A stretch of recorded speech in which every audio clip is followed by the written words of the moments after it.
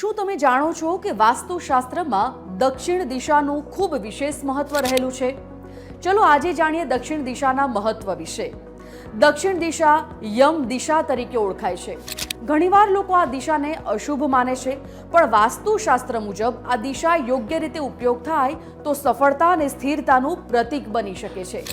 વાસ્તુ અનુસાર દક્ષિણ દિશામાં ભાર રાખવો, જેમ કે સ્ટોર રૂમ, મજબૂત દિવાલો અને મકાનનો મુખ્ય ભાગ ઘરને સુરક્ષા અને સ્થિરતા આપે છે। આ દિશા કાર્યસ્થળ માટે પણ શ્રેષ્ઠ માનવામાં આવે છે।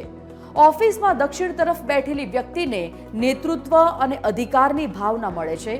સાથે જ આગનું તત્વ પણ દક્ષિણ સાથે સંકળાયેલું છે, એટલે રસોડું દક્ષિણ પૂર્વમાં હોવું શ્રેષ્ઠ માનવામાં આવે છે।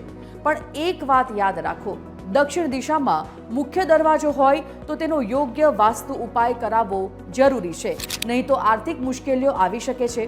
તે સિવાય રસોડું દક્ષિણ દિશામાં ન હોવું જોઈએ, તેમાં આગનું તત્વ અને દક્ષિણનું યમ તત્વ ટકરાઈ શકે છે। બાળકો માટે દક્ષિણ દિશા યોગ્ય નથી। દક્ષિણ દિશામાં બાથરૂમ હોવું પણ વિવાદ અને તણાવ લાવી શકે છે। સાચા વાસ્તુ નિયમોનું પાલન કરી દક્ષિણ દિશા પણ તમારું નસીબ બદલી શકે છે।